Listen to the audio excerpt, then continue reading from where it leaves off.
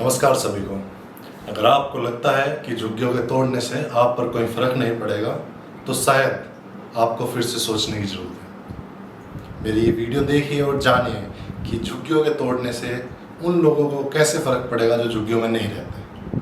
दिल्ली में हाल ही में सरकार, डीडीए और एमसीडी झुग्गियाँ तोड़ रही हैं, इलीगल कंस्ट्रक्शन तोड़ रही हैं। इलीगल कंस्ट्रक्शन को तोड़ने का कोई विरोध नहीं, लेकिन लोग एक सवाल पूछ रहे हैं कि जो झुग्गी में लगभग 20 से 30 लाख लोग रहते हैं वो कहाँ जाएंगे। ये वही लोग हैं जो आपके घर में झाड़ू लगाते हैं, ये वही लोग हैं जो आपके घर में अखबार पहुँचाते हैं, ये वही लोग हैं जो आपके घर में दूध पहुँचाते हैं, ये वही लोग हैं जो ऑटो रिक्शा चलाते हैं, ये वही लोग हैं जो रिक्शा चलाते हैं। सोच कर देखिए ना कि बिना आपके घर दूध पहुँचे आपका जीवन कैसे कटेगा।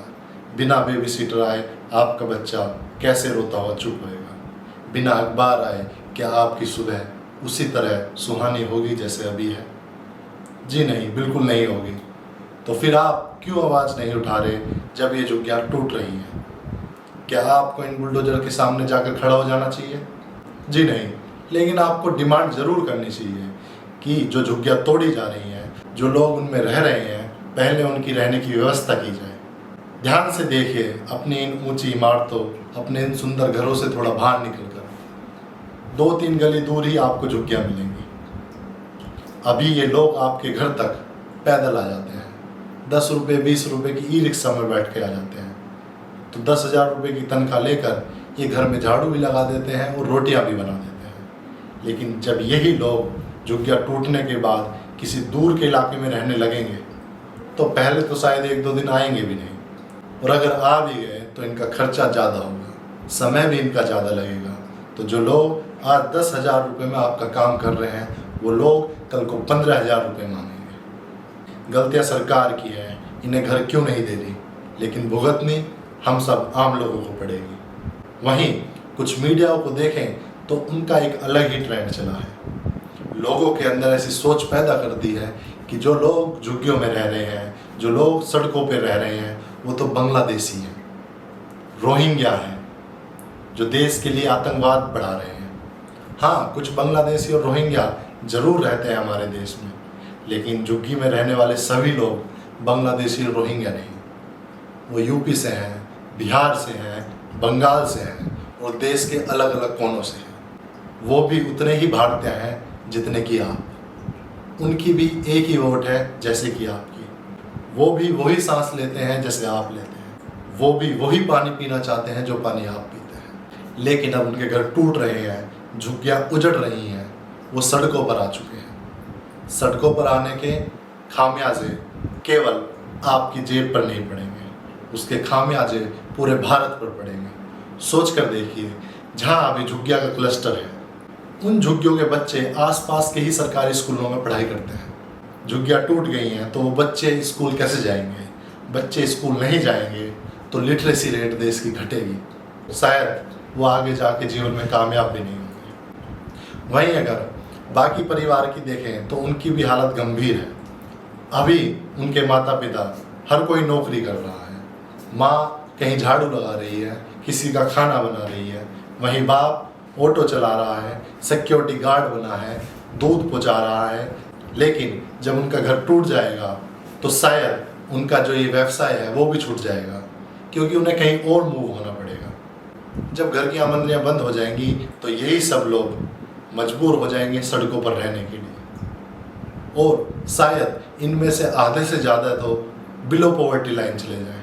तो आपके ही टैक्स के पैसे से सरकारों को इनके लिए स्कीम लानी पड़ेगी, क्योंकि घर गया है, वोट नहीं गई।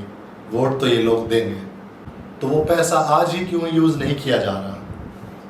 क्यों देश के प्रधानमंत्री पर सवाल उठ रहे हैं कि वैसे तो वर्ल्ड की सबसे बड़ी डेमोक्रेटिक कंट्री इंडिया है, लेकिन उसी इंडिया का प्रधानमंत्री इन झुग्गी वालों की वोट लेने के लिए झूठ बोलता है। जी हाँ, प्रधानमंत्री ने खुले में कहा था, जहाँ झुग्गी वहीं मकान। मकान तो नहीं है, लेकिन मैदान ज़रूर है। वहीं कुछ विपक्षी दलों की सुने तो उनका कहना है कि ये बीजेपी की चाल है। बीजेपी उन जगहों के घरों को, झुग्गियों को, इलीगल कंस्ट्रक्शन को गिरा रही है जहाँ उनकी वोट नहीं थी या फिर किसी और धर्म की वोट थी। लेकिन ये भी सच नहीं है। ये देखिए ना फुटेज, ये फुटेज पोचनपुर गांव की है जो द्वारका में पड़ता है और यहाँ पर सब बीजेपी के ही वोटर हैं। लेकिन इलीगल लैंड पर बनी हुई थी तो यहाँ भी बुलडोजर चल गया। जब आसपास के लोगों से पूछा गया तो वो बोले, जी हाँ, इलीगल कंस्ट्रक्शन तो थी, ज़रूर थी, लेकिन जो ये लोग रह रहे थे इन्होंने तो ये मकान किराए पर लिए हुए थे। किराए पर किसने चढ़ाए थे? गांव के लोगों ने ही यहाँ पर पहले झुग्गियाँ बना दी, झुग्गियों को किराए पर चढ़ाया। जब किराएदार आने लगे तो इन्हें पक्का घर बना दिया। आमदनी खा रहे थे आसपास के लोग, लेकिन गाली दी जा रही थी यहाँ पर रहने वाले लोगों की। और यही लोग पूरे द्वारका में काम करके अपनी सेवाएं दे रहे थे। अभी सब अस्त व्यस्त हो गए हैं। कोई पालम चला गया है, कोई नजफगढ़ की तरफ चला गया है, और वहीं इनके बच्चों को स्कूल नसीब नहीं होगा।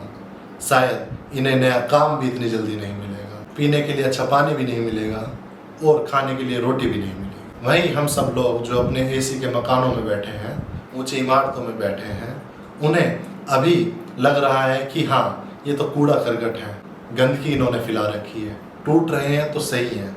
लेकिन जब आपकी जेब अगले महीने से खाली होनी स्टार्ट होएगी, जब ये 30-40 लाख लोग डिस्प्लेस हो जाएंगे, तब शायद आपको पता चलेगा कि झुग्गी हटने से आपका भी नुकसान हुआ है। ऐसा नहीं है कि झुग्गियों के क्लस्टर केवल इंडिया में है, झुग्गियाँ पूरे विश्व में हैं। पेरिस में गया था, वहाँ पे भी बहुत भिखारी थे, वहाँ पर भी बहुत झुग्गियाँ हैं। अमेरिका की अगर आप वीडियो देखेंगे, वहाँ पर भी भिखारी हैं, वहाँ पर भी झुग्गियाँ हैं। तो जब वो इतने सशक्त देश, इतने अमीर देश कुछ नहीं कर पाए, तो क्या भारत कुछ कर पाएगा? जरूर कर पाएगा। भारत में ज्ञान और टैलेंट की कमी नहीं है। अगर हमारे अधिकारी अच्छे से नीतियाँ बनाएं और उन्हें करप्शन फ्री लागू करें तो ज़रूर इंडिया का सुधार हो सकता है। जी हाँ, हमें इलीगल कंस्ट्रक्शन नहीं चाहिए, लेकिन झुग्गियों में जो ये लोग रह रहे हैं ये हमें चाहिए। हमारी इकोनॉमी को चाहिए, हमारे घरों को चाहिए।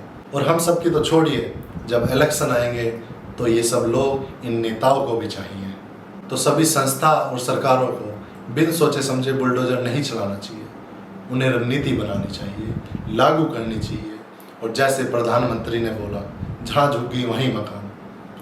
अगर जहाँ झुग्गी वहीं मकान ना भी दे पाए तो आसपास दे दीजिए ना, क्योंकि रेलवे ट्रैक पर आप कैसे मकान बनाएंगे? ये बात प्रधानमंत्री को भी पता थी, लेकिन उन्होंने बोली इलेक्शन जो थे।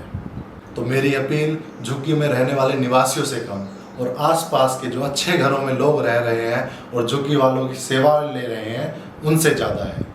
बोलिए ना अपने इन कमज़ोर बहन भाइयों के लिए। बचपन से स्कूल में पढ़ते आ रहे हैं, रोज़ बोलते थे सुबह, all Indians are my brother and sister. तो आज वो करके दिखाइए ना। अभी सही समय है ये दिखाने का कि देश को हम कितना प्यार करते हैं। पूरे देश को एक होना चाहिए करप्शन के खिलाफ, इन नेताओं की गंदी राजनीति के खिलाफ, इनकी बेकार रणनीतियों के खिलाफ। और जो देश हित के समाधान हैं, जो देश हित की चीज़ें हैं, उन्हें आगे बढ़ाकर हमें देश की तरक्की के बारे में सोचना है, देश को सुंदर बनाना है, देश को अव्वल बनाना है। जय हिंद, जय भारत। Subscribe and like.